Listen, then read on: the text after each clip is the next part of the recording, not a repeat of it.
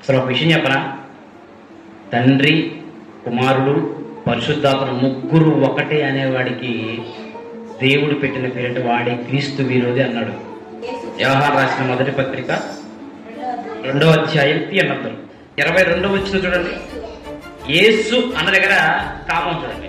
యేసు క్రీస్తు కాడని చెప్పువాడు తప్ప ఎవడు అబద్ధికుడు, తండ్రిని కుమారుణ్ణి ఒప్పుకొనని వీడే క్రీస్తు విరోధి. ఎవరండి క్రీస్తు విరోధులు? ఇప్పుడు తండ్రి వేరు కుమారుడు వేరు అని ఎవడైతే ఒప్పుకోడో వాడే క్రీస్తు విరోధి.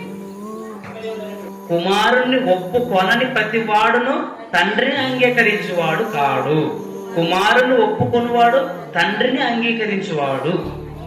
ఎంత క్లారిటీగా రాయించినా కానీ ఎవరికి అర్థం కావట్లేదు. ఏంటంటే వీళ్ళ మనోనేత్రానికి అపవాదం ఏం చేసింది? ఉంటితను మాది మా బోధ మాకే, మీరు ఎన్ని చెప్పినా మేము వినాం. ఇప్పుడు నా సొంతంగా చెప్పానా, బైబిల్లో చెప్పానా? బైబిల్ రాయించిందే మనం నేర్చుకుంటున్నాం.